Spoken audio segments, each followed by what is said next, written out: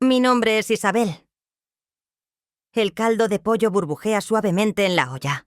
El vapor perfumado a hierbas y a tradición empaña los cristales de mi cocina. Mis manos, nudosas por los años, pero firmes, cortan unas ramitas de perejil fresco.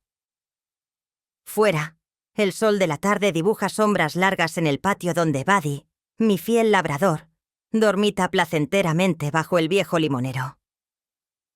Su respiración acompasada es el único sonido que rompe el silencio.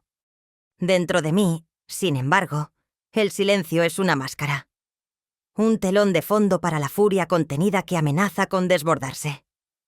La olla, con su contenido humeante, es un espejo de mi propio ser. Por fuera, calma aparente. Por dentro, una ebullición lenta y constante. Sé lo que viene. Lo siento en el aire, en el zumbido imperceptible de la casa, en el tic-tac implacable del viejo reloj de pared. Mi teléfono. Está sobre la encimera, mudo, esperando su momento. Y yo, Isabel, una mujer de 75 años, viuda, con la vida tejida a base de sacrificios y silencios, lo espero también. Lo espero con una mezcla de resignación y un nuevo y helado presentimiento. Porque sé que la llamada no será para preguntar por mi salud, ni para saber si necesito algo. Será una petición. Otra más. Una de esas peticiones disfrazadas de preocupación por mi bienestar o por el futuro familiar. Pero sé, con una certeza que me quema el alma, que solo buscan un futuro para ellos. Un futuro a mi costa. Me he convertido en un cajero automático con delantal, una fuente inagotable de dinero y, sobre todo, de herencia. Heredar. Esa palabra, que debería sonar a legado y a continuidad, para ellos es sinónimo de despojo. Me despojan de mi dinero, de mi tiempo, de mi dignidad.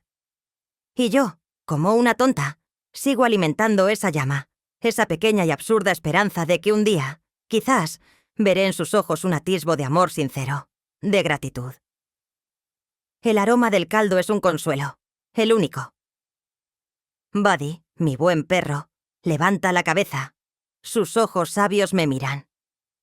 Él, al menos, no pide nada a cambio de su amor. Él es la única verdad en este engaño que llamo familia. Y hoy, siento que la paciencia se me va a acabar. Siento que el alambre que me sujeta está a punto de romperse. Y cuando lo haga, el mundo va a temblar.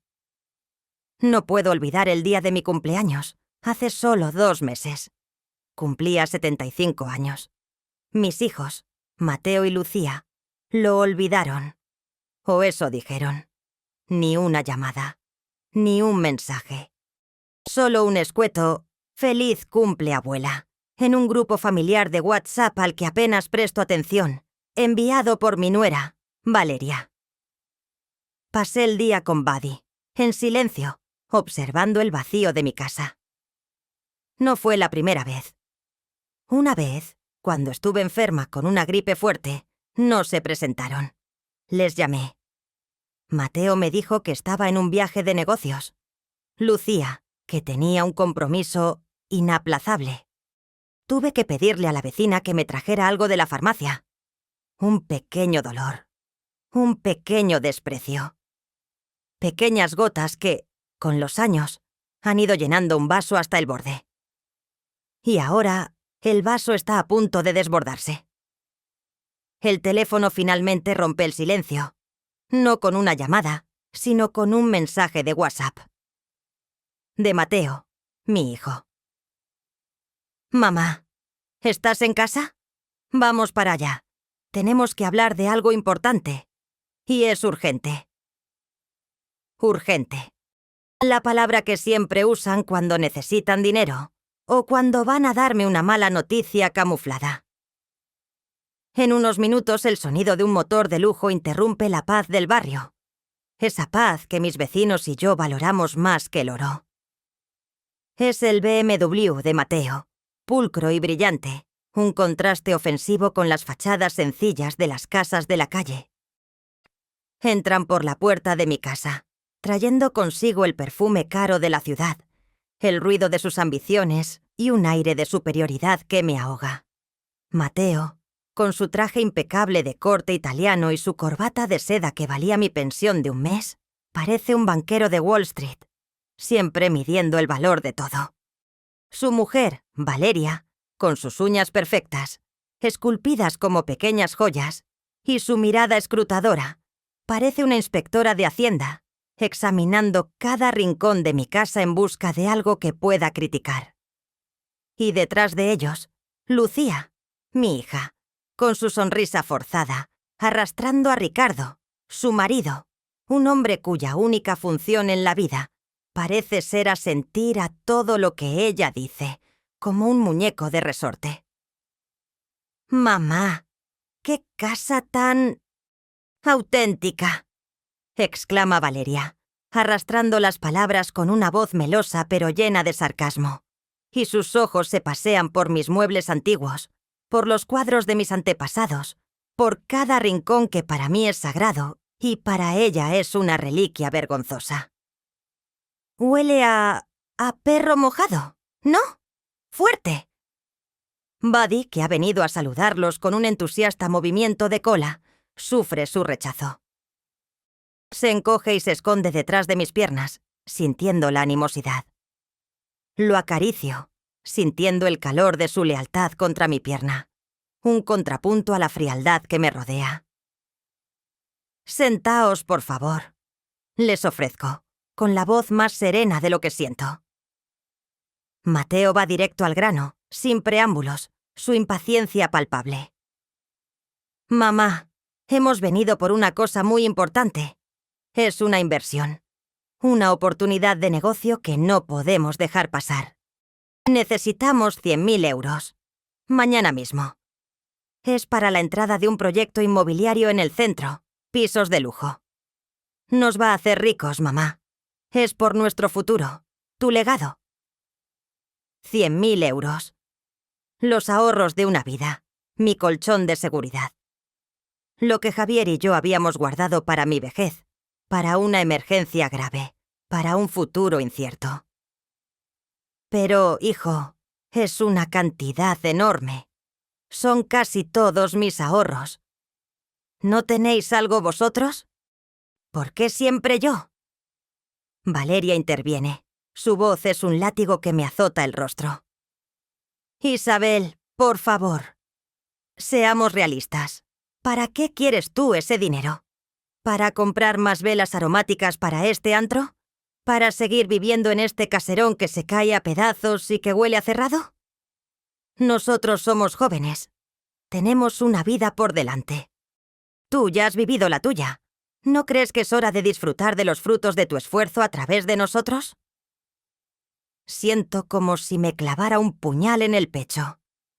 Lucía, mi hija, se une al ataque, su voz falsamente dulce, pero llena de veneno. Mamá, ¿no piensas en nosotros? ¿En tus nietos? Queremos darles una vida mejor, no esta mediocridad. Si nos das el dinero ahora, podrás ver cómo prosperamos. Y además, aceleramos el proceso de la herencia. Es lo lógico, ¿no? Nos quitas un peso de encima, a ti y a nosotros.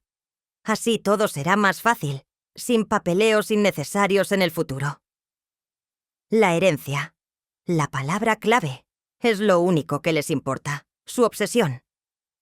Ricardo asiente, con su sonrisa bobalicona, siempre al servicio de la ambición de su mujer. Sí, suegra. Es que este dinero está muerto de risa en el banco. Si lo invertimos ahora, crecerá. Multiplicará, para todos. Para cuando... ya sabes. Se levanta, se acerca a Buddy, que lo observa con curiosidad, y lo patea suavemente con el pie. Y este perro ocupa mucho, ¿no? Si lo vendiéramos o lo lleváramos a un refugio, así tendríamos más espacio para nuestras cosas. Y no olería tanto. Esa fue la gota que colmó el vaso. Mi Buddy. Mi fiel compañero. ¿Venderlo? ¿Llevarlo a un refugio? La ira me subió por la garganta como bilis. Pero la contuve. Aún no era el momento. Mi corazón latía con furia, un tambor enloquecido en mi pecho, resonando con cada palabra hiriente. Pero mi rostro era una máscara impasible, una fachada que había perfeccionado a lo largo de décadas de desilusiones. Asentí lentamente, con un movimiento casi imperceptible de la cabeza. «Está bien», dije, y mi voz sonó hueca, ajena, como si saliera de la boca de otra persona. «Os daré el dinero, mañana mismo, sin falta». Un suspiro de alivio colectivo llenó la habitación, tan audible como el zumbido de un enjambre de avispas. Se miraron, sus ojos brillando con una victoria descarada. Valeria incluso se permitió una sonrisa falsa y una palmadita en mi hombro, tan fría como el hielo. «Así me gusta, Isabel, que seas práctica. Por cierto, ¿qué vamos a cenar? ¿Más caldo? Podrías variar un poco, ¿eh? Para una ocasión especial». Su desprecio era tan crudo que ya no se molestaban en esconderlo. Los ignoré al día siguiente. El ritual se repitió. Me puse mi abrigo de los domingos, el viejo de paño que Javier me regaló hace tantos años, y caminé hasta el banco del pueblo. Cada paso sobre las baldosas gastadas de la calle Mayor era un recordatorio físico de mi derrota, un eco de la vida que había entregado. El director, don Juan, un hombre joven que me conoce de toda la vida y ha visto pasar por su ventanilla cada céntimo que he ahorrado, me miró con una mezcla de preocupación genuina y una lástima apenas disimulada. «Doña Isabel, ¿otra operación de gran calibre para los niños? ¿100.000, me dijo ayer Mateo? Es casi todo lo que tiene, señora». Asentí, sin poder mirarle a los ojos, sintiendo la punzada de vergüenza. Mientras esperaba a que el dinero se materializara en mis manos, mi mente se aferró a los recuerdos, como un náufrago a un trozo de madera. Este dinero no era solo una suma, era la historia de mi vida. Eran las horas extra que trabajé en la fábrica de conservas después de la muerte de Javier, con las manos doloridas y el alma vacía. Eran los ahorros de cada cosecha de aceitunas, recogidas bajo el sol abrasador. Era el pellizco que le quitaba a mi pensión cada mes, privándome de pequeños placeres, de un café con las vecinas en la plaza, de una entrada para el cine o un libro nuevo. Era el fondo de emergencia para mis medicinas, para una posible operación, para mi entierro digno. Era el sudor de mi frente, las lágrimas de mi alma, la renuncia a mis propios sueños. Y se lo entregaba a Mateo para un proyecto inmobiliario que probablemente fracasaría, o para un capricho de Valeria que luego dejaría tirado en un cajón, olvidado como una promesa rota. Me sentía vacía, despojada de mi esencia, de mi pasado, de mi futuro. Pero la voz en mi interior, esa que me susurraba que era una tonta, se esforzaba por convencerme de lo contrario. «Es por ellos», me repetía, una y otra vez, como un rezo vacío. «Son tu sangre, tu familia. Su felicidad es tu prioridad». Una mentira tan grande que casi lograba engañarme a mí misma. Pero la verdad era que ya no era por amor. Era por un miedo atroz. Miedo a que cortaran el último hilo, ese que me unía a ellos, aunque fuera solo por interés. Miedo a quedarme completamente sola, solo con Buddy, que me miraba con una lealtad que mis hijos jamás comprenderían. Y al salir del banco, con el sobre grueso y pesado en mi bolso, sentí el peso de mi propia derrota, pero también una semilla de algo nuevo. Algo oscuro, poderoso y lleno de una justicia implacable. La oportunidad para la humillación definitiva llegó envuelta en papel couché, con letras doradas y un sello de cera falso. La celebración de mis 75 cumpleaños. Había sido idea suya, por supuesto. «Mamá, tenemos que hacer algo grande». Es tu cumpleaños, después de todo. Y la gente importante necesita ver que somos una familia unida. Y rica. Una familia que honra a sus mayores, incluso a los más tradicionales. La última parte, la de rica, la decían con una sonrisa, con esa falsa generosidad que me daba escalofríos y me revolvía el estómago. La excusa perfecta para que vinieran todos, incluso esos familiares lejanos con los que solo hablo una vez al año en los funerales, para que fueran testigos de su éxito y de mi supuesta sumisión. Pasé las semanas previas sumergida en los preparativos. No solo del banquete, que se celebraría en una mansión de eventos que ellos habían alquilado, sino de mi propia actuación. Elegí mi mejor vestido, un traje de seda color malva que había comprado en rebajas hacía 20 años, para la boda de mi prima Encarna. Era elegante, atemporal, discreto. O eso creía yo. Lo mandé a arreglar a la modista del pueblo, que lo dejó impecable. Quería que fuera un símbolo de mi dignidad, algo que ellos no pudieran criticar fácilmente sin parecer crueles. Compré la mejor ternera para el asado, los mejores vinos de la región y el pastel más grande y hermoso que la panadera pudiera hacer, con mis flores favoritas de azúcar. Decoré mi casa, pensando en los pocos amigos que aún me visitaban, con flores frescas del jardín. Limpié cada rincón hasta que brilló. Pulí la plata de la familia, esos objetos que guardaban tantas historias. Buddy, sintiendo mi excitación, correteaba por la casa, ladrando alegremente, ajeno a la tormenta que se avecinaba. «Hoy es tu día también, mi niño», le decía, acariciándole la cabeza, mientras él apoyaba su hocico en mi mano, su mirada llena de puro amor. «Hoy vas a ser la estrella, aunque ellos no lo sepan todavía». Me miraba en el espejo, ensayando la sonrisa de abuela feliz, la mirada de inocencia y sumisión que me había acompañado durante tantos años.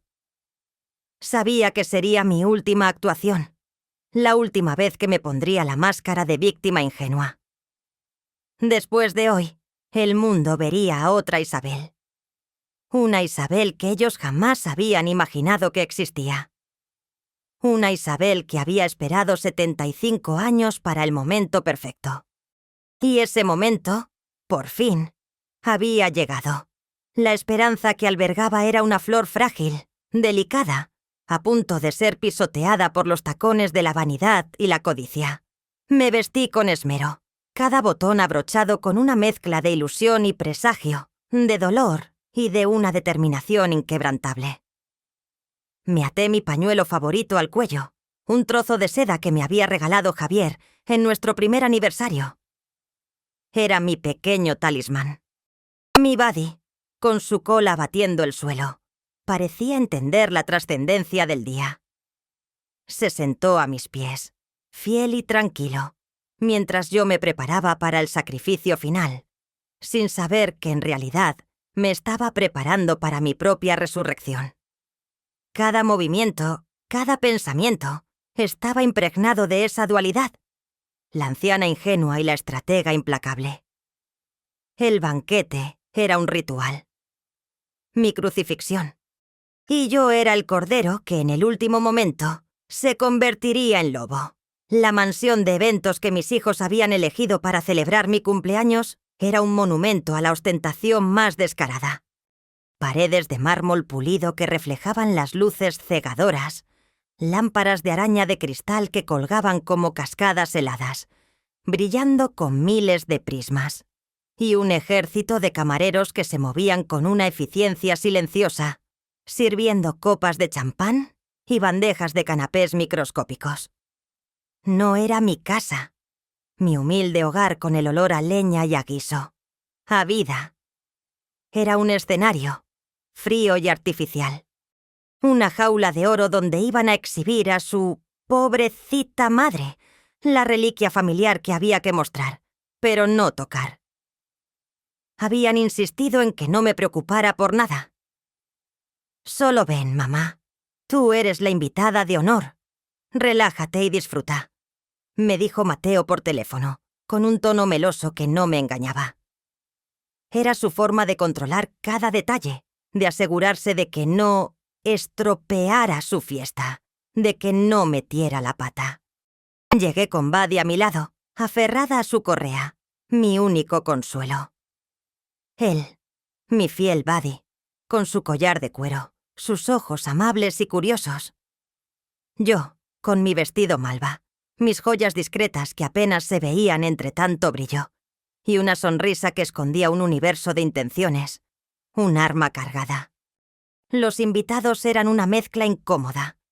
Mis pocos parientes lejanos del pueblo, gente sencilla que se sentía tan fuera de lugar como yo, y los amigos de mis hijos. Hombres de negocios trajeados con miradas codiciosas, mujeres con cirugías plásticas tan evidentes como sus joyas ostentosas, influencers de redes sociales con teléfonos pegados a la mano, grabando cada instante para su público virtual. Nadie se parecía a mi gente. Nadie parecía real. Todos eran personajes en una obra de teatro absurda. Me sentí como una pieza de museo que había sido sacada de su vitrina y expuesta en una galería de arte moderno, una reliquia en un mundo de plástico. Buddy, ajeno a la tensión que se respiraba en el ambiente, olfateaba las piernas de los invitados, recibiendo algunas caricias tímidas de los más amables, mientras otros lo evitaban con gestos de asco y desdén, como si fuera una plaga. El contraste entre mi sencillez, mi autenticidad y la opulencia ruidosa y vacía de la sala era abrumador. Me sentía pequeña, insignificante, pero una pequeña chispa de rebeldía, oculta en lo más profundo de mi ser, empezaba a arder con fuerza. Observaba a los invitados, sus risas vacías, sus conversaciones superficiales, y sentía un abismo cada vez mayor entre mi mundo y el suyo. Pero aún conservaba esa brizna de esperanza. Quizás, solo quizás, mis hijos me sorprenderían con un gesto de verdadero amor, de gratitud. Quizás hoy sería diferente. Quizás hoy me verían de verdad. Qué ingenua era. Mis hijos y sus cónyuges me recibieron en la entrada con sonrisas forzadas y besos en el aire que no rozaban la piel. «Mamá, qué bien que has venido», exclamó Lucía, su voz aguda y falsa, y sonó más a alivio por mi llegada que a alegría genuina. «Pensamos que no lo conseguirías». Valeria me examinó de arriba abajo con una mirada despectiva, un escalpelo que cortaba mi dignidad. «Isabel, tu vestido es un poco clásico, ¿no crees? Parece de otra época. Pero bueno, al menos no has traído el delantal. Eso ya es algo». Su tono era condescendiente, cargado de un desprecio apenas disimulado, como si yo fuera un estorbo que debía soportar. Mateo me tomó del brazo, con una tensión que no pudo disimular, sus dedos apretando mi piel con una fuerza incómoda. «Mamá, tenemos que hablar. Hay algunas cosas importantes que debes saber sobre esta noche. Por favor, escúchanos bien. Es por tu bien y el de todos». Me condujeron a un rincón apartado del salón, lejos de la barra, lejos de los grupos de gente charlando y riendo. Era un rincón oscuro, casi oculto por una maceta gigante de una planta exótica, como si quisieran esconderme del mundo, borrarme de la vista de sus importantes contactos. La música de fondo era demasiado alta, y sus voces se mezclaban con el tintineo de las copas, haciendo la conversación aún más tensa. «Mamá, por favor, entiéndelo», comenzó Mateo, su voz un susurro urgente, molesto, cargado de impaciencia. «Este es un evento muy importante para nuestra imagen. Hay mucha gente de la prensa, inversores muy importantes. No queremos que se dé una impresión equivocada de nuestra familia. Necesitamos que todo salga perfecto». Valeria lo interrumpió, sin rodeos, su voz un siseo gélido y venenoso. «Isabel, tu perro, en serio. Un perro en una gala de este nivel. Es inaceptable. Huele. Podrías haberlo dejado en casa, en el pueblo. ¿O acaso quieres que piensen que no tenemos ni para una perrera decente? ¿Qué somos, unos pobres que viven con un perro? Sentí una punzada de rabia tan aguda que me quemó por dentro. Buddy, mi Buddy, que no le hacía daño a una mosca, que era pura lealtad. ¿Un problema? Él se acurrucó más a mi lado, sintiendo la animosidad de sus palabras, emitiendo un pequeño gruñido de incomodidad. Podría escaparse, ladrar. Es un riesgo para el evento, añadió Ricardo, con su voz débil, pero las palabras envenenadas, como pequeñas agujas que se clavaban en mi alma. Lucía, mi hija, se acercó, su voz falsamente dulce, pero llena de veneno, un jarabe que me atponía el corazón. Abuela, te queremos mucho, de verdad, pero a veces eres un poco ridícula. Tus historias del pueblo, tus recetas antiguas, tu perro, no encajan aquí. Por favor, por nuestro bien, por el bien de tu futuro, el de tu herencia, simplemente siéntate en la mesa que te hemos asignado, en la esquina de atrás, y no hables con nadie. Solo asiente y sonríe. Y por lo que más quieras, no menciones nada de dinero. Ni de la herencia. Eso lo hablamos luego.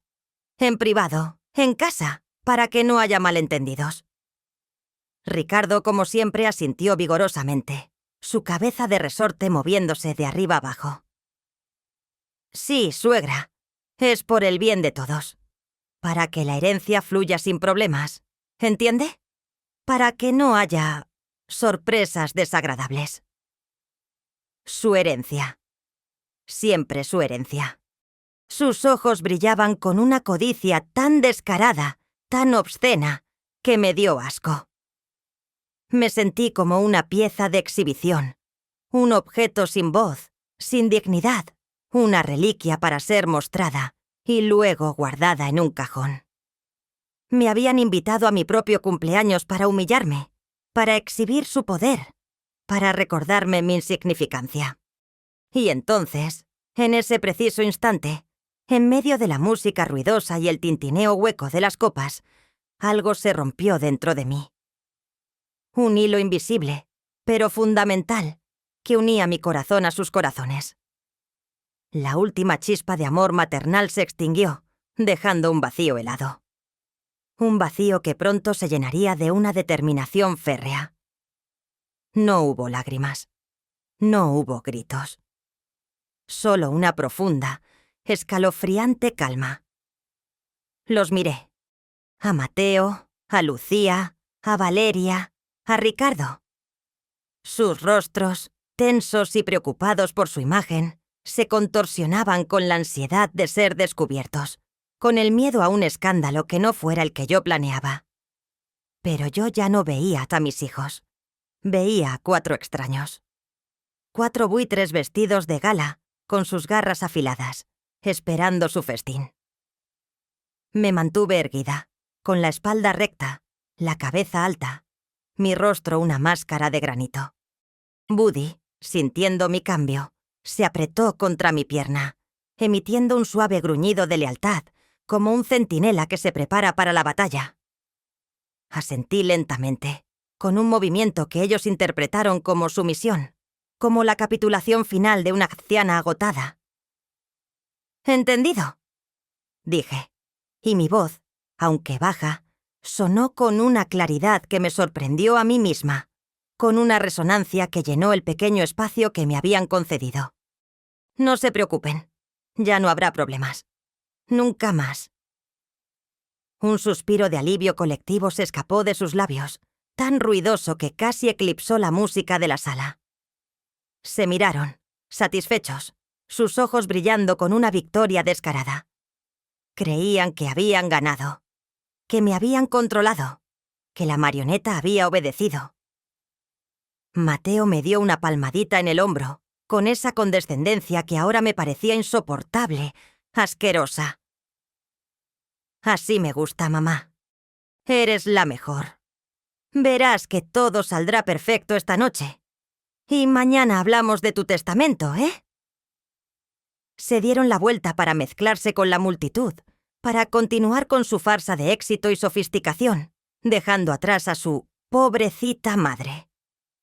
Me dejaron sola, en el rincón oscuro al que me habían confinado, creyendo que me quedaría allí, invisible, dócil. Pero yo no fui a la mesa asignada. No me senté en el rincón. Me di la vuelta, con Buddy a mi lado, y caminé. No me escabullí por la puerta de servicio, como una intrusa. Caminé con paso firme y decidido hacia la mesa principal, la del escenario, donde se encontraba el micrófono para los discursos. Cada paso era una declaración de guerra, un martillo que golpeaba el clavo de su sentencia. Cada metro que recorría era un juramento silencioso. Mi corazón, que antes había sido un nido de amor, ahora era un témpano de hielo, frío, duro e implacable. Ya no era la madre que los amaba ciegamente, la tonta que se sacrificaba. Era la mujer que había sido humillada por última vez. La reina silenciosa, que había esperado su momento para reclamar su corona y para imponer su propia justicia. El aire alrededor de mí parecía vibrar con una energía invisible. Los pocos invitados que me veían pasar desviaban la mirada, incómodos, sintiendo la tormenta que se acercaba. Mi presencia, antes insignificante, ahora emanaba una autoridad gélida, una determinación inquebrantable. Buddy caminaba a mi lado, su paso tranquilo y seguro, como el de un general que acompaña a su reina a la batalla final. La música del jazz suave de fondo se convirtió en la banda sonora perfecta de mi venganza. Apenas pisé el pasillo trasero, mientras las risas y la música aún llegaban amortiguadas desde el salón principal, como un eco lejano de su despreocupación. Saqué mi teléfono del bolso. Mis dedos, que un momento antes habían temblado por la humillación, ahora se movían con una precisión implacable, con la seguridad de quien sabe exactamente lo que hace. Abrí la agenda, busqué el contacto arquitecto del destino y pulsé el botón de llamar. Al segundo tono, una voz grave y tranquila respondió. Era don Ernesto, mi abogado de confianza, mi albacea, mi amigo y el único hombre que conocía la verdadera magnitud de mi imperio. Su voz denotaba una preparación meticulosa. Buenas noches, señora Isabel. Sabía que esta llamada llegaría, aunque esperaba, por su bien, que nunca lo hiciera. ¿Ha ocurrido lo que temíamos? Él había sido testigo de mi paciencia infinita, de mi sufrimiento silencioso. Don Ernesto, soy Isabel, dije, y mi voz era de acero, sin un gramo de duda o emoción, solo pura determinación. Ha ocurrido. Es hora. Active el protocolo Can Major. Quiero que todos mis hijos reciban el memorándum antes del amanecer y que se ejecuten las primeras órdenes antes de que el sol caliente. Que el amanecer los encuentre en la ruina. Hubo un breve silencio en la línea. Un silencio cargado de significado, como el que precede a una tormenta perfecta. La última calma antes de la devastación. Entendido, señora. Todo está listo. ¿La razón oficial para el expediente? Humillación pública, desprecio absoluto, intento de degradación a objeto. Y el insulto a mi perro. El más grave de todos. Mi honor y el de mi fiel compañero han sido pisoteados por última vez. Don Ernesto no hizo más preguntas. Sabía que mi amor por Buddy era inquebrantable, y que el ataque a él era un ataque a mi propia alma. Él había presenciado años de desprecios, de silencios, de esa paciencia inaudita que yo había mostrado. Considera las armas activadas, Isabel. El equipo legal y financiero ya está sobre aviso. La prensa también está en la mira. ¿La lectura del testamento final para cuándo? Para ahora mismo, don Ernesto. En esta misma fiesta. En unos minutos. Quiero que sea público. Que todo el mundo se entere. Que su humillación sea la lección más dura de sus vidas. Quiero que lo escuchen en directo. Un golpe maestro, señora. Será el titular de todos los periódicos. La noticia del año. ¿Estás segura de que quieres llegar a este extremo? Una vez hecho, no hay vuelta atrás. Nunca he estado tan segura en mi vida, don Ernesto. Han cruzado la línea roja por última vez. Ahora van a ver lo que es un verdadero legado. Van a ver lo que significa la verdadera herencia. Y lo van a sentir en carne propia. Colgué. Acaricié la cabeza de Buddy, que me miraba con sus ojos fieles, como si entendiera cada palabra y cada intención. Su respiración tranquila era el único ancla que me mantenía en la realidad. «Ya está, mi amor», le susurré. «Ahora vas a tener una familia de verdad. Una que te ame. Y ellos van a aprender el significado de la palabra servir. Van a aprender a trabajar por la dignidad que tanto han despreciado. Y por tu bienestar, mi buen perro». El escenario ya estaba listo. El espectáculo estaba a punto de comenzar. Mi arma no era solo una cuenta bancaria abultada, ni una herencia de propiedades. Mi difunto esposo, Javier, no era solo un agricultor. Era un visionario, un hombre adelantado a su tiempo que creía firmemente en la inversión a largo plazo y en la filantropía silenciosa. Cuando murió, todos pensaron que me había dejado solo deudas y la finca, un secarral sin valor. Pero, en secreto, había invertido agresivamente en un sector que nadie tomaba en serio en los años 80, la biotecnología aplicada a la salud animal. Con la ayuda de don Ernesto, mi abogado de toda la vida y también el de Javier, manejamos una fortuna que creció exponencialmente, multiplicándose en la oscuridad como una planta bien regada, lejos de la luz de la codicia. Yo era la propietaria silenciosa de Animalia Pharma Corp, una de las mayores empresas farmacéuticas veterinarias del mundo. Mis productos, mis vacunas, mis medicamentos, eran los que protegían a los animales de medio planeta, desde las granjas más grandes hasta las mascotas más pequeñas. Mi nombre era una leyenda en el sector, una voz silenciosa pero influyente, pero nadie conocía mi rostro. Nadie sabía que era la mujer detrás del telón. Además, Javier, que siempre amó a los animales más que a las personas, había fundado, en secreto, una red de refugios de animales abandonados por todo el país, que funcionaban bajo el paraguas de una organización benéfica llamada Corazón Animal. Esta fundación, financiada por mis ganancias secretas, se había expandido sin parar, construyendo hospitales de vanguardia, centros de rehabilitación y albergues de última generación en cada rincón del país. Mi patrimonio no eran simples millones. Eran miles de millones. Y mis hijos, los que me llamaban ridícula por mi perro y mi cocina, los que despreciaban mi mundo sencillo, no tenían ni la más remota idea de que yo era la persona más poderosa del país en el ámbito que más valoraba. Mi influencia no se limitaba al dinero.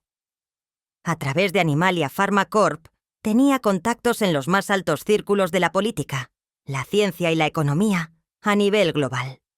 Mi consejo era escuchado por ministros, por CEOs de multinacionales, por líderes de opinión.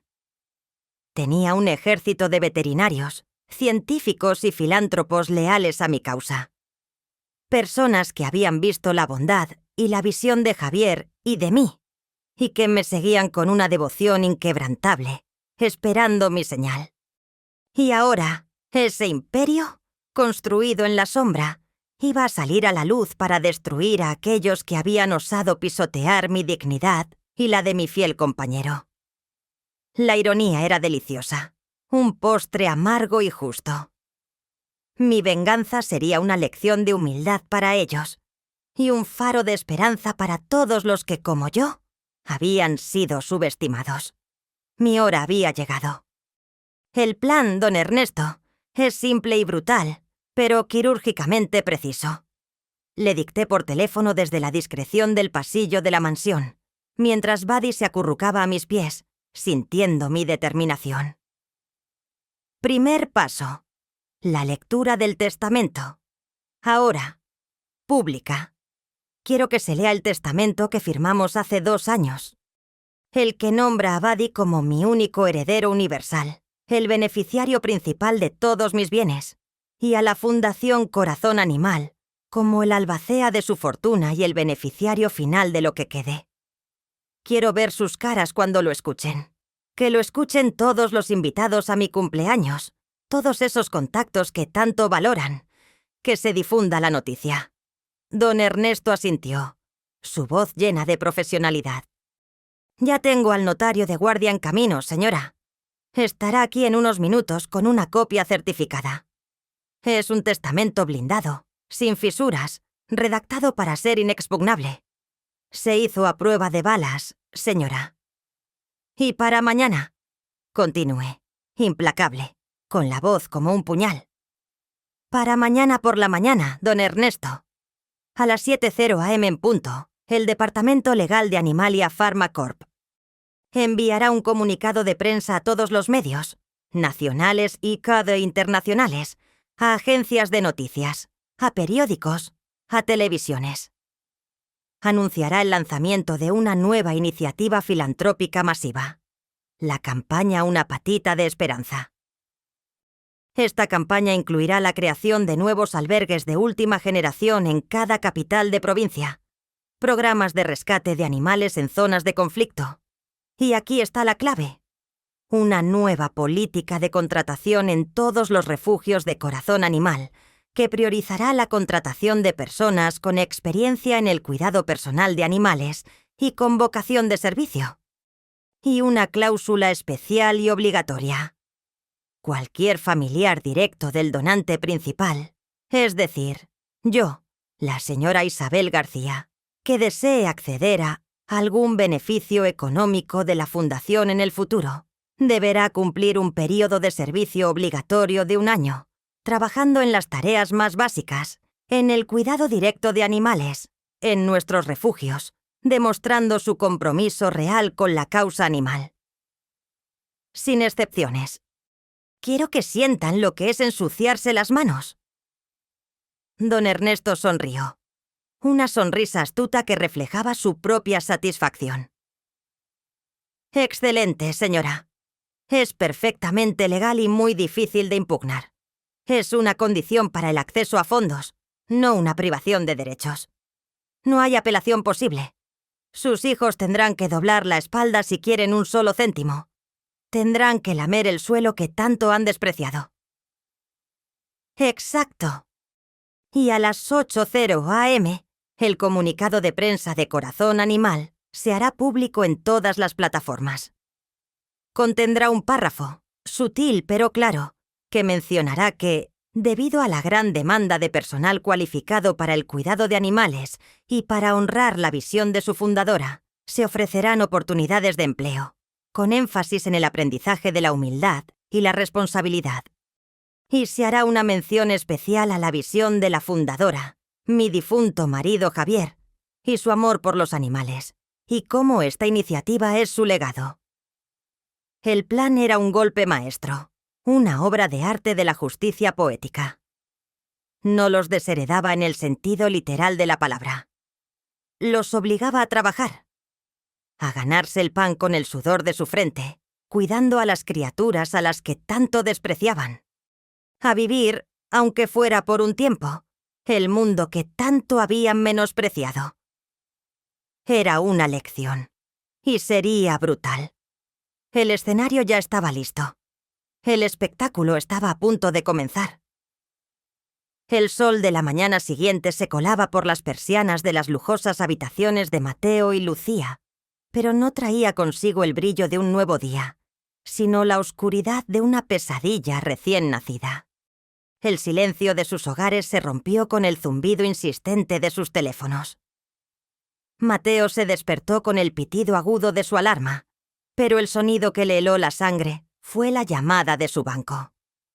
Su gestor, con voz fría y distante, le informaba que todas sus tarjetas de crédito, incluidas las de alto nivel, habían sido bloqueadas. Una operación sospechosa, señor Montoya. Una transferencia inusualmente grande hacia una cuenta en el extranjero ha sido detectada. Y, a raíz de una investigación iniciada por terceros, sus cuentas han sido congeladas por una orden judicial. Lamentamos informarle que estamos obligados a reportarlo a las autoridades por sospechas de blanqueo de capitales y coacción a un familiar. Y eso, según nuestros informes, es un delito grave. Mateo intentó protestar, balbucear excusas, pero la línea se cortó con un sonido seco, definitivo. Corrió al baño y se salpicó la cara con agua fría, sintiendo un escalofrío que le recorrió hasta los huesos. Era imposible. Su dinero, el que había invertido hacía apenas unos días. Su futuro. ¿Todo perdido? Buscó su móvil con manos temblorosas. Una notificación urgente, parpadeando en rojo, apareció en la pantalla. Embargo de bienes. Su vehículo BMW X5 ha sido inmovilizado y será retirado de su propiedad en las próximas horas, en cumplimiento de una orden judicial. Propiedad del Banco de Inversiones Global. Cualquier intento de obstrucción será penalizado. Mateo se quedó helado, sintiendo que el aire se le escapaba de los pulmones, como si una mano invisible le apretara la garganta.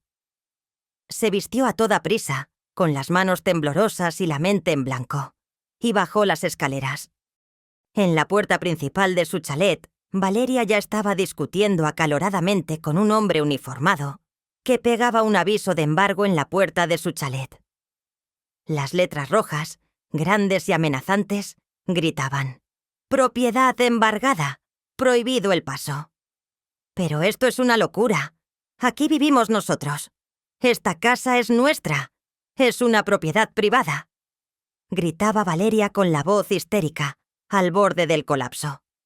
El hombre, imperturbable, señaló un pequeño sello en el aviso.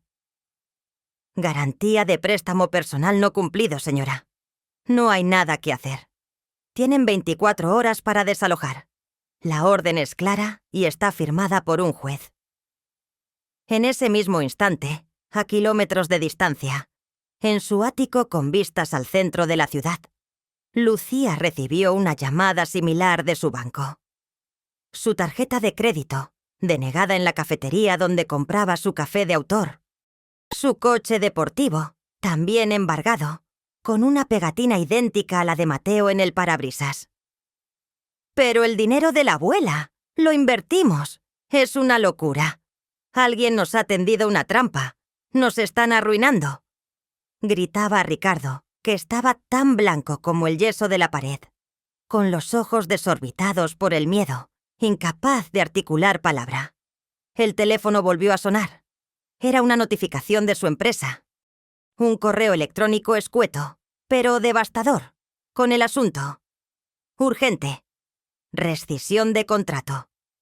El contenido: «Estimada Lucía Montoya, lamentamos informarle que, debido a una reestructuración del departamento y a la reciente polémica pública y privada en la que se ha visto envuelta, su contrato de trabajo ha sido rescindido con efecto inmediato. Su puesto ya no es necesario. El departamento legal se pondrá en contacto con usted para discutir las cláusulas de incumplimiento de contrato». Lucía se derrumbó en el suelo, sollozando, sintiendo cómo su vida, construida sobre el dinero de su madre y la fachada de éxito, se desmoronaba ante sus ojos como un castillo de naipes, pieza a pieza. El reloj marcaba las 8:30 am. La primera ola de mi ataque había impactado con una precisión devastadora. El caos se había desatado. Mateo, aún en shock, intentó llamar a su oficina. La recepcionista le informó, con un tono glacial y sin una pizca de amabilidad, de que ya no tenía acceso a su cuenta de correo corporativa ni a los servidores de la empresa. Se lanzó al coche, al que aún tenía acceso por unos minutos más antes de que se lo llevaran, y condujo a toda velocidad a Omnitech, su templo, su reino, el lugar donde se sentía poderoso. Al llegar, la recepcionista, una joven que solía sonreírle con coquetería y con la que a veces flirteaba, lo miró con una expresión de absoluto desprecio y le espetó. «El señor García quiere verle. En su despacho. Ahora. Y no demore. Está perdiendo el tiempo». El señor García era el director de Recursos Humanos, un hombre conocido por su frialdad, su mano de hierro y su reputación intachable. Mateo entró en el despacho con las piernas temblándole, el sudor frío corriéndole por la espalda. García no le ofreció asiento. Sobre su imponente mesa de caoba había una carpeta abierta, llena de documentos y fotografías. «Montoya», dijo García, con voz monótona y sin una pizca de emoción, sin levantar la vista de los papeles. «¿Sabe qué es esto?» Mateo negó con la cabeza, la garganta seca, su mente en blanco por el miedo. «Es un informe. Un informe muy detallado sobre usted. Sobre sus finanzas personales, sobre sus métodos de trabajo, sobre su ética. O más bien, sobre la falta de ella. Aquí dice que usted ha estado coaccionando a su madre anciana para que le financie un estilo de vida que no puede permitirse, utilizando su supuesto futuro como excusa. Dice que la humilló públicamente en un evento familiar, que ha estado desviando fondos de la empresa para gastos personales y que ha estado planeando el internamiento de su propia madre en una residencia barata para acceder a su herencia. Hay transcripciones, extractos bancarios, testimonios de empleados, grabaciones de audio y vídeos, todo documentado y verificado. ¿Tiene algo que decir al respecto? Mateo se quedó mudo. No podía respirar. Pero esto es una calumnia.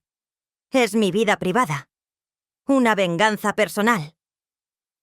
No cuando afecta asientos a la imagen de mi empresa, Montoya, sentenció García, levantando por fin la vista y mirándolo con un desdén tan profundo que le hizo sentir repugnancia de sí mismo.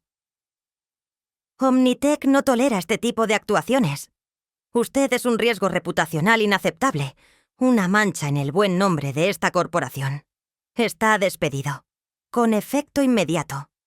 Su contrato queda rescindido por incumplimiento grave de las cláusulas éticas y de confidencialidad. Recoja sus cosas. El equipo de seguridad le acompañará a la salida. Y le sugiero que no intente ningún truco, porque tenemos todo documentado y nuestros abogados se pondrán en contacto con usted por el uso indebido de los recursos de la empresa. La escena que siguió fue una pesadilla de humillación. 2 guardias de seguridad corpulentos lo flanquearon, observándolo mientras metía sus premios, sus fotos familiares y sus trofeos corporativos en una pequeña caja de cartón, como si fueran basura. Sus compañeros de trabajo le miraban con una mezcla de morbo, alivio y desprecio. La caminata por la oficina diáfana, bajo la luz fría de los fluorescentes, fue el paseo de la vergüenza más largo y doloroso de su vida. Cada paso, un recordatorio de su caída. Mientras tanto, a la misma hora, Lucía también recibía su golpe profesional. Una llamada del director de su agencia de publicidad, con quien siempre había mantenido una relación cordial, casi de amistad. «Lucía, lo siento mucho. Hemos visto el vídeo y las noticias. Las llamadas de los clientes no paran. Es imposible mantenerte en nómina. Tu imagen está arruinada. Es tóxica para nuestros clientes. La reputación de la agencia es lo primero. Estás despedida. Te enviaremos el finiquito. Y el abogado se pondrá en contacto contigo por el uso indebido de fondos de la empresa para tu vida personal. Tenemos pruebas de tus gastos suntuosos». Se quedó en silencio, con el teléfono en la mano, escuchando el pitido que anunciaba el fin de su carrera, de su estatus, de su vida tal como la conocía. La vergüenza y la rabia se mezclaban con el miedo más primitivo. El miedo a no tener dónde caerse muerto, a ser una don nadie en el mundo que tanto valoraba. Los teléfonos de mis hijos, que hasta hace unas horas vibraban con llamadas de negocios y de amigos, empezaron a sonar de nuevo. Esta vez eran mis llamadas, pero no las atendí. Los dejé sonar, uno tras otro, observando cómo sus nombres aparecían en la pantalla de mi teléfono, cada vez más frenéticos y desesperados. Dejé que sus mensajes de voz se acumularan, una sinfonía de pánico, desesperación y una creciente comprensión. El primer mensaje de Mateo, su voz un hilo apenas audible, al borde del colapso. «Mamá, coge el teléfono. Por favor. Todo se está cayendo a pedazos. Nos han despedido. Nos han embargado la casa. ¿Qué está pasando? Esto no puede ser una coincidencia. Sabemos que tienes algo que ver con esto». El segundo, de Lucía, al borde del colapso total, con sollozos entrecortados. «Abuela, soy Paula. ¿Estás ahí? Mi papá y mi tía están muy mal. Por favor, ¿puedes ayudarles? Algo horrible está pasando. Están diciendo cosas muy feas de ellos en Internet. Y de ti. Están diciendo que eres una bruja». Mi nieta, la primera vez que me pedía ayuda para alguien que no fuera ella misma. El tercer mensaje, de Mateo, ya era una mezcla de furia incontrolable y desesperación absoluta. «Mamá, sé que tienes algo que ver con esto. No te atrevas a hacernos esto. Somos tu sangre. No puedes dejarnos en la calle. Te vamos a demandar. Esto es ilegal. No sabes con quién te estás metiendo». La ironía de sus palabras me provocó una sonrisa gélida. Ellos, los que me habían amenazado con una residencia, los que me habían llamado ridícula y vergonzosa, los que me habían despojado de mis ahorros, ahora se aferraban a ese lazo de sangre que tanto habían despreciado, como un náufrago a un tronco flotante en medio de un océano embravecido. Aún no lo veían del todo. Pensaban que era una conspiración, un castigo divino, una serie de terribles coincidencias. No podían concebir que yo, la vieja abuela de los guisos y el perro, fuera la mente maestra detrás de su aniquilación. La soberbia les impedía mirar hacia abajo, hacia la alfombra que habían pisoteado durante años, para darse cuenta de que el suelo bajo sus pies era un volcán que acababa de entrar en erupción y que yo había sido el catalizador. Buddy, que había estado a mi lado todo el tiempo, se acurrucó contra mi pierna y soltó un suave ladrido, como si compartiera mi secreto y mi satisfacción. Lo acaricié. «Tranquilo, mi amor», le susurré, mis ojos brillando con una luz extraña. El show acaba de empezar. La audiencia acaba de calentarse. Ahora viene el plato fuerte. A las 12:00 del mediodía, mientras el país se sentaba a comer, la bomba mediática estalló. Desde las cuentas oficiales de la Fundación Corazón Animal y de Animalia Pharma Corp, se publicó un vídeo. No era un vídeo de perros adorables salvados de la miseria, al menos no directamente. Era un montaje brutal, quirúrgicamente editado, con una producción impecable, que se viralizó en cuestión de minutos, inundando cada rincón de Internet, cada red social, cada noticiero digital. El titular, en grandes letras rojas, gritaba: «El precio de la ingratitud. Cómo el dinero de una anciana financió una vida de lujo y desprecio». El vídeo comenzaba con imágenes antiguas mías, de joven, trabajando en la fábrica, luego en la finca, cultivando la tierra con sudor y esfuerzo, cuidando a mis hijos pequeños con una dedicación infinita. Imágenes de mi casa humilde, de Buddy, mi compañero leal, de Javier, mi marido, trabajando a mi lado, construyendo un futuro. Una voz en off tranquila, la mía, narraba mi historia de sacrificio, de amor incondicional y de cómo fui construyendo mi patrimonio, centavo a centavo, gota a gota de sudor, privándome de todo. Luego, un corte abrupto. Y empezaba el horror. Transcripciones de mensajes de WhatsApp de Mateo y Lucía, proyectadas en la pantalla con una música tensa y ominosa. Mamá es una carga. Hay que pensar en la herencia, que ya está mayor.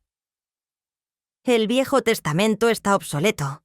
Hay que hacer uno nuevo y dejarle lo justo al perro. Es un trasto que solo molesta. Cuando tengamos el dinero de la finca, la metemos en La Paz, la residencia más barata, con los otros viejos. Total, para lo que le queda. A continuación, fragmentos de grabaciones de audio, perfectamente claras y con una calidad de estudio, de conversaciones en mi casa donde mis hijos y sus cónyuges discutían, entre risas y burlas, cómo convencerme para vender la finca y cómo se repartirían el dinero. Las imágenes del cumpleaños, la cara de Valeria criticando mi vestido. Parece de otra época. El susurro de Mateo. Con tus vacas y tu olor a estiércol. La humillación pública en El Pazo, capturada desde varios ángulos por cámaras ocultas, con mi rostro impasible y digno en primer plano. El vídeo terminaba con mi voz en off, solemne, gélida y llena de una autoridad inquebrantable. Su abuela, Isabel García, ha donado toda su fortuna. Más de 500 millones de euros en activos líquidos, propiedades e inversiones en una corporación multinacional, a su perro Buddy y a la Fundación Corazón Animal, para asegurar su bienestar y el de cientos de miles de animales abandonados. Sus hijos, Mateo y Lucía, para acceder a cualquier fondo de esta fortuna, deberán trabajar durante un año en nuestros refugios, cuidando animales abandonados, aprendiendo humildad, responsabilidad y el verdadero significado del amor.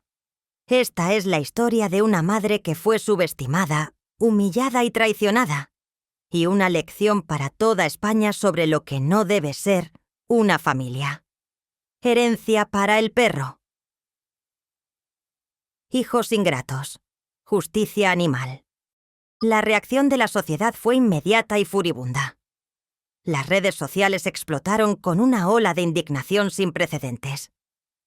El hashtag Herencia para el perro se convirtió en tendencia mundial en menos de media hora, superando a cualquier otro tema del momento y dominando la conversación pública. Mis hijos, Mateo y Lucía, se convirtieron en el epítome de la ingratitud, en el símbolo de una generación de jóvenes egoístas, manipuladores y crueles. Su estatus social, su reputación, su imagen cuidadosamente construida a lo largo de los años en base a falsedades, se desmoronaron en cuestión de horas. Sus amigos de la alta sociedad, los mismos que habían estado en la fiesta de mi cumpleaños y se habían reído de mí, fueron los primeros en reaccionar. Borraron todas las fotos en las que salían con Mateo y Lucía. Los desfriendearon de todas las redes sociales. Los bloquearon de sus teléfonos. Nadie quería verse asociado con los hijos que despreciaron a su propia madre y perdieron una fortuna por ello. Los memes se multiplicaron exponencialmente, invadiendo cada rincón de Internet. Fotos de Mateo con cara de fastidio limpiando un establo, con textos burlones como «Cuando tu herencia es una escoba» o «El nuevo CEO de la caca». De Lucía con un moño y las manos sucias, con la frase «La nueva reina de la limpieza» o «Glamour en el refugio». Sus fotos de viajes lujosos, de cenas en restaurantes caros, de sus ropas de marca, ahora eran acompañadas de comentarios sarcásticos. Disfruten de su última cena. Antes de comer pienso para perros. Oh, lo que te compraste con las lágrimas de tu madre. Los comentarios en las redes sociales eran brutales y sin piedad. Un torrente de odio justiciero. ¡Qué vergüenza de hijos! Bien hecho, abuela. Ojalá aprendan a querer a los animales y no solo al dinero. Es lo mejor que les ha pasado. Karma en su máxima expresión. Esos parásitos se lo merecen. A limpiar mierda, que es lo único que saben hacer. Espero que no vean un solo céntimo de esa fortuna. Que se pudran en la miseria que se han ganado. La gente en la calle empezaba a reconocerlos. Los señalaban con el dedo, les susurraban insultos, les hacían fotos con sus móviles y se reían en su cara. Sus propios hijos, mis nietos, empezaron a sufrir las consecuencias en el colegio. Se reían de ellos, les ponían motes humillantes, les hacían bullying. La vergüenza de sus padres se convirtió en su propia vergüenza, un estigma imposible de borrar. Se quedaron solos, abandonados por todos, atrapados en un limbo de desesperación, oprobio y miseria. El mundo entero se había convertido en su juez, y la sentencia era unánime. Culpables. Dejé que su mundo se quemara durante 3 días. 3 días de silencio absoluto por mi parte, de llamadas no atendidas, de mensajes sin respuesta.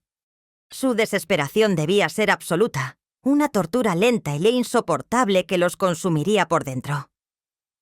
Entonces, envié un último mensaje a sus teléfonos, desde un número anónimo y encriptado, para evitar cualquier rastro de piedad o conexión familiar, un mensaje que era una orden y una sentencia. Si quieren conocer las condiciones de su empleo y las posibilidades de su futuro, vengan mañana a las 10:00 am. Al refugio principal, Corazón Animal. Traigan ropa cómoda de trabajo. Y puntuales. No habrá segundas oportunidades. No les di opción. No les di margen para negociar, para rogar, para manipular. Era una orden clara y concisa. El refugio, ese lugar que ellos tanto despreciaban por su olor a perro y su suciedad, el sitio que les parecía indigno de su presencia, ahora era su única esperanza. Iban a ir allí. Y no como visitantes, como empleados, como sirvientes de los animales que tanto habían despreciado. Llegaron al refugio a la hora indicada, con el aspecto de náufragos que habían sobrevivido a una tormenta devastadora. Sus ropas, antes impecables y de marca, estaban arrugadas, con manchas de suciedad de días de caos y abandono. Sus caras, cenicientas, con ojeras profundas que revelaban noches de insomnio y angustia. Los ojos de Mateo estaban hundidos, sin brillo. Los de Lucía, enrojecidos de tanto llorar y frotarse los párpados. Valeria no paraba de rascarse las uñas, ahora rotas y sin esmalte, una imagen patética de su antigua vanidad. Y Ricardo miraba al suelo, incapaz de levantar la vista. Su sonrisa bobalicona convertida en una mueca de terror y derrota. El refugio principal Corazón Animal no era lo que esperaban. No era un lugar sucio y destartalado, como las perreras de las películas de terror que ellos despreciaban. Era un complejo moderno, luminoso, limpio, con instalaciones de vanguardia, amplios espacios verdes para los animales y una clínica veterinaria de última generación. Olía a desinfectante y a champú de perro, no a perro mojado, como había dicho Valeria. Lo recibieron la directora del refugio, una mujer con un semblante serio y una mirada que lo escrutaba todo, fría y penetrante. Y don Ernesto, mi abogado, que los esperaba en el vestíbulo con una pila de documentos sobre una mesa de cristal, listo para la ejecución. «Buenos días, señores Montoya», dijo la directora, sin una pizca de cordialidad, su voz helada como el acero. «El señor don Ernesto les explicará las condiciones de su nuevo empleo. Por favor, tomen asiento». Don Ernesto, con su calma habitual, les entregó un sobre a cada uno. Dentro, un contrato de trabajo temporal. El puesto: asistente de cuidado y limpieza de instalaciones caninas y felinas. El salario: el mínimo interprofesional. La duración: 1 año. La cláusula más importante, resaltada en negrita y subrayada en rojo: si abandonaban el puesto antes de tiempo, renunciaban a cualquier derecho futuro sobre el patrimonio de la señora Isabel, según lo estipulado en su testamento irrevocable. «Pero esto es una burla», gritó Mateo con los ojos inyectados en sangre, levantándose de golpe de la silla, como un animal acorralado. Somos profesionales. Somos ejecutivos. Somos sus hijos. No podemos hacer esto. Es humillante. Eran, le corrigió don Ernesto con frialdad, ajustándose las gafas. Ahora son empleados de la Fundación Corazón Animal. O no son nada. La elección es suya. El testamento de la señora Isabel es perfectamente legal y vinculante, inexpugnable. No hay vuelta atrás. Lucía se echó a llorar de nuevo. Un llanto histérico que resonó en el vestíbulo. Un sonido de desesperación pura. Abuela no puede hacernos esto. Es cruel. Es inhumano. No podemos limpiar excrementos. Nos avergüenza. Nos está arruinando la vida. ¿Su abuela?, dijo la directora del refugio, con una voz cortante y sin concesiones. Es la presidenta de esta fundación. Y el testamento es muy claro. Ahora, si me disculpan, tenemos trabajo. Los animales no esperan. Su turno empieza en 5 minutos. Y la señora Isabel tiene un compromiso en un momento. En ese momento se abrió una puerta lateral. No con un chirrido, sino con un suave deslizamiento electrónico, revelando mi figura. Y allí estaba yo, con Buddy a mi lado, mi fiel y digno Buddy, su presencia imponente y tranquila. Iba vestida con un elegante traje de chaqueta blanco, impecable, de una seda que fluía como el agua, un contraste deslumbrante con su desaliño. Mi pelo, plateado y recogido en un moño perfecto, brillaba bajo la luz de los focos.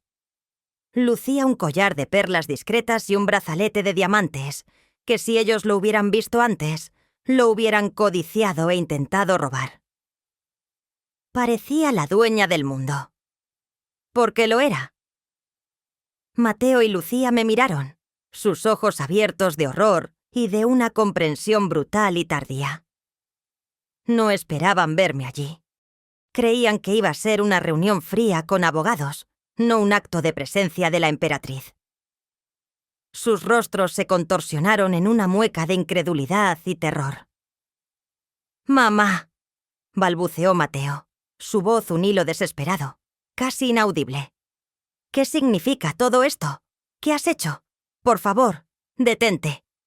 Me acerqué a ellos, con Buddy a mi lado, que se sentó a mis pies, con la cabeza alta, observando la escena con sus ojos sabios, como un rey observando a sus súbditos arrodillados. Mis hijos, en sentido figurado, ante mi perro.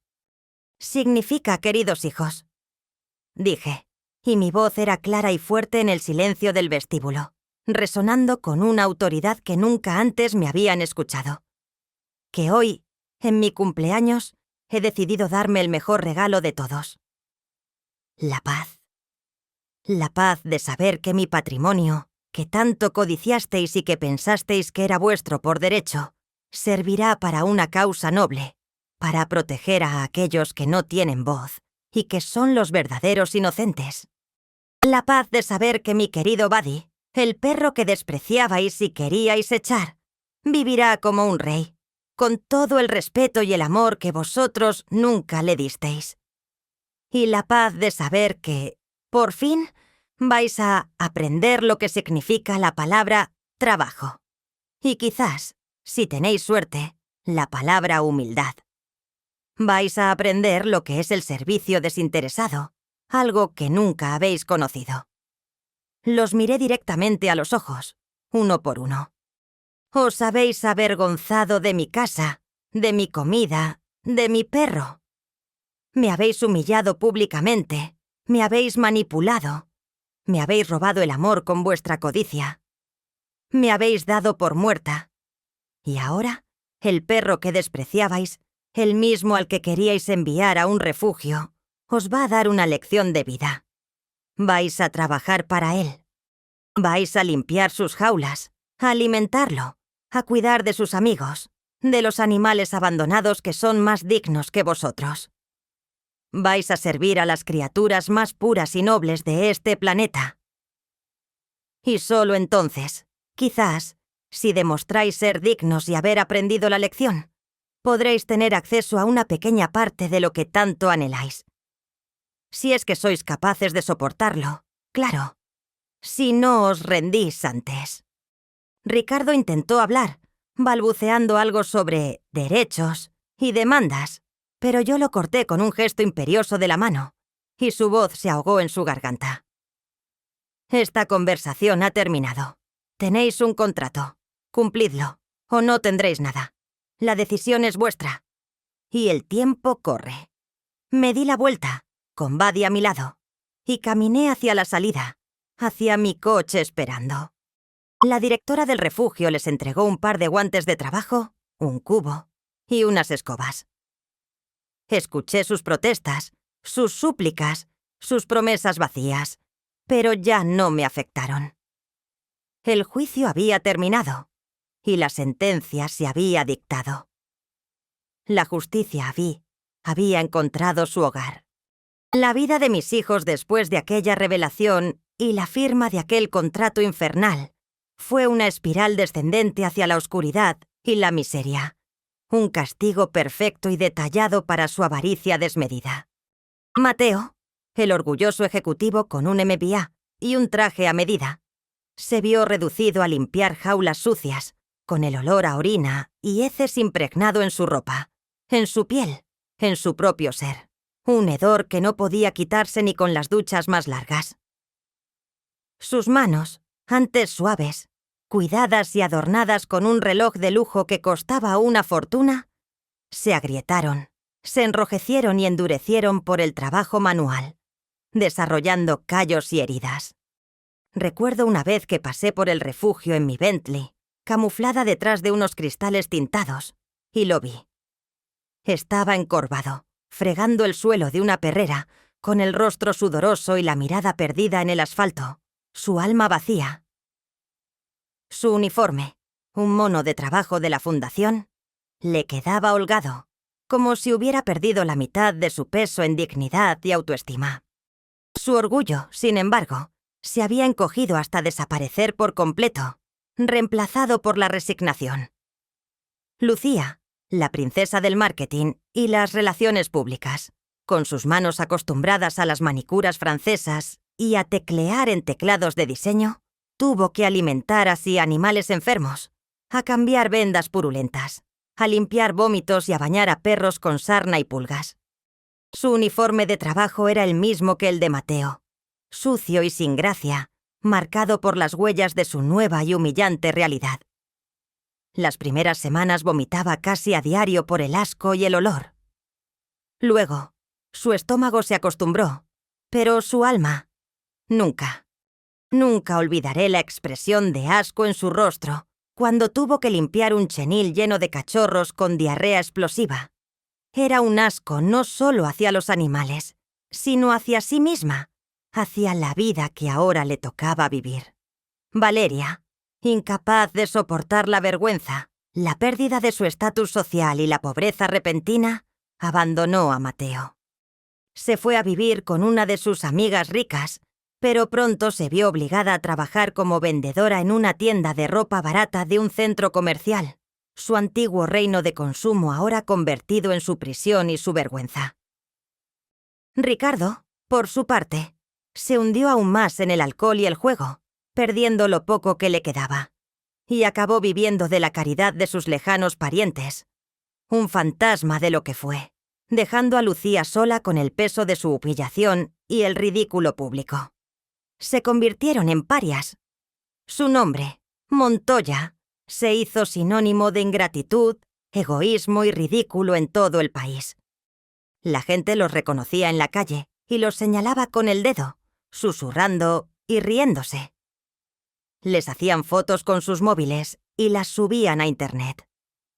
Sus antiguos amigos los ignoraban por completo, o peor, los humillaban con comentarios condescendientes sobre su nueva y noble vocación animalista, mientras se alejaban rápidamente.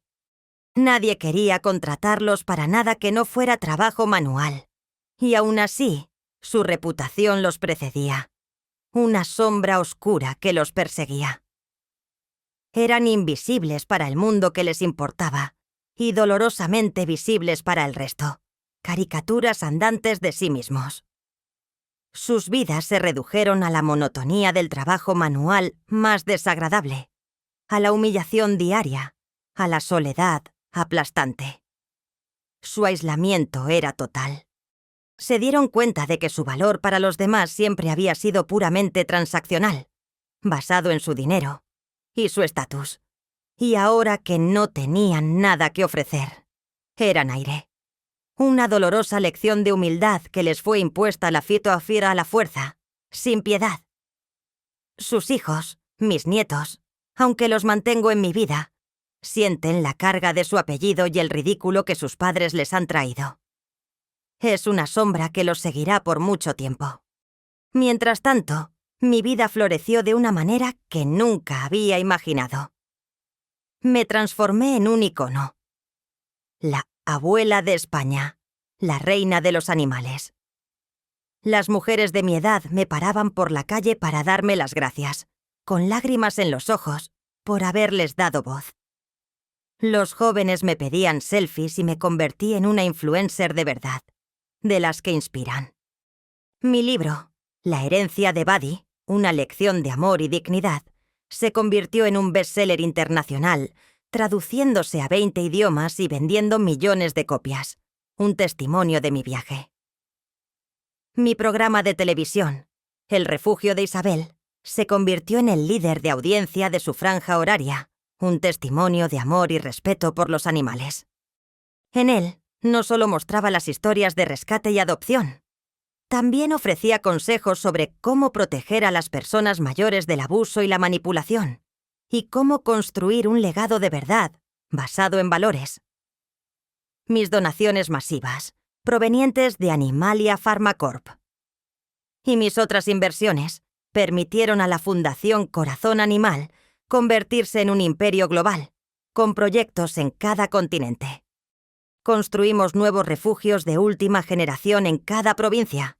Financiamos investigaciones punteras en medicina veterinaria y lanzamos campañas de concienciación que cambiaron la legislación sobre bienestar animal en decenas de países.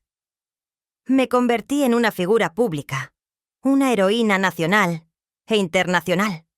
Viajaba en mi jet privado, acompañada siempre de Buddy, que ahora era una celebridad por derecho propio, un símbolo de amor incondicional y de justicia. Recibía premios, condecoraciones, invitaciones a las cumbres más importantes del mundo, codiciada por todos. Me convertí en la gran dama de la justicia animal y en la voz de los que no tenían voz, de los más vulnerables.